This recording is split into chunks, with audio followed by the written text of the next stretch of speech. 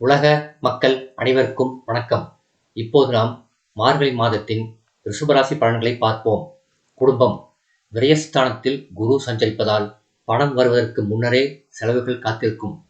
இருப்பினும் வருமானம் போதிய அளவிற்கு உள்ளதால் சமாளித்து விடுவீர்கள். மாதம் முழுவதும் சுக்கிரன் சாதகமாக இல்லை. மார்கழி 10ஆம் தேதி வரையில் செவ்வாய் களத்திரஸ்தானத்தில் இருப்பதால் மனைவியின் உடல் நலனில் கவனமாக இருக்க வேண்டும். சுக்கிரனின் நிலை காரணமாக செலவுகளும் சற்று அதிகமாகவே இருக்கும். ஆனால் பற்றாக்குறை இருக்காது. பூர்வ புண்ணிய ஸ்தானத்தில் கேது சஞ்சரிப்பதால் புண்ணிய காரியங்களில் மனம் செல்லும். பெரியோர்களின் ஆசி கிடைக்கும். திருமண முயற்சிகள் கைகூடும். வெளியூர் பயணங்கள் லாபகரமாக இருக்கும். உத்தியோகம்.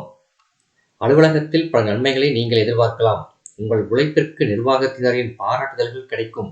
தற்காலிக பணியாளர்கள் தங்கள் பணிகளில் நிரந்தரம் செய்யப்படுவார்கள். இருந்தாலும் உழைப்பும் பொறுப்புகளும் சக்திக்கு மீறியதாகவே இருக்கும். மேலதிகாரிகளின் கண்டிப்பு வெறுப்பை ஏற்படுத்தும். வெளிநாடுகளில் பணியாற்றி வரும் ரிஷபராசினருக்கு பதவி உயர்வு கிடைப்பதற்கு கிரக நிலைகள் சுபபலம் பெற்றுள்ளன. தொழில் வியாபாரம். லாபம் உயரும்.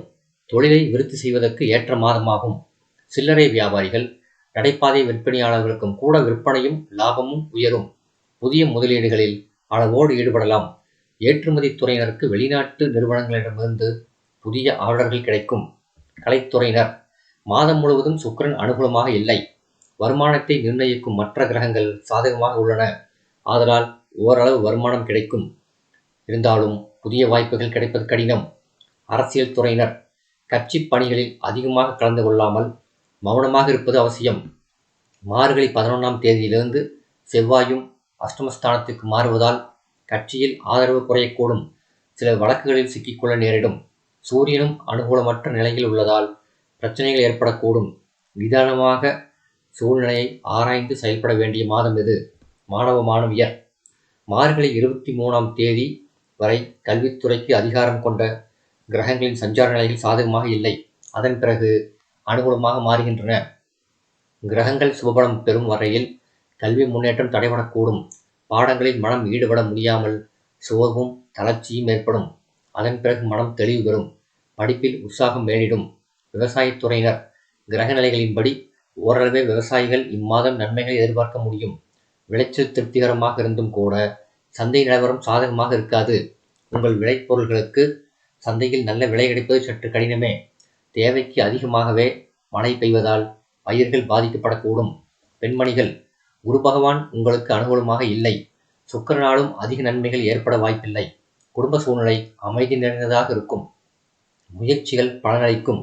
வேலை பார்க்கும் பெண்மணிகளுக்கு சாதகமாக அமைந்துள்ளன கிரகநிலைகள். மேலதிகாரிகளின் ஆதரவு பணிகளில் உற்சாகத்தை ஏற்படுத்தும். திருமண வயதில் உள்ள கன்னியருக்கு நல்ல வரன் அமையும். பரிகாரம். தினமும் கந்தசஷ்டி கவசம் படித்து வருவதும் வெள்ளிக்கிழமைகளில் திருக்கோயில் ஒன்றில் நெய் தீபம் ஏற்றி தரிசிப்பதும் சிறந்த பரிகாரமாகும். சந்திராஷ்டம தினங்கள். மார்கழி 24 இரவு முதல் 25, 26 பின்னிரவு வரை. இந்த வீடியோ உங்களுக்கு பிடிச்சிருந்தா லைக் பண்ணுங்க, ஷேர் பண்ணுங்க, சப்ஸ்கிரைப் பண்ணுங்க. நன்றி.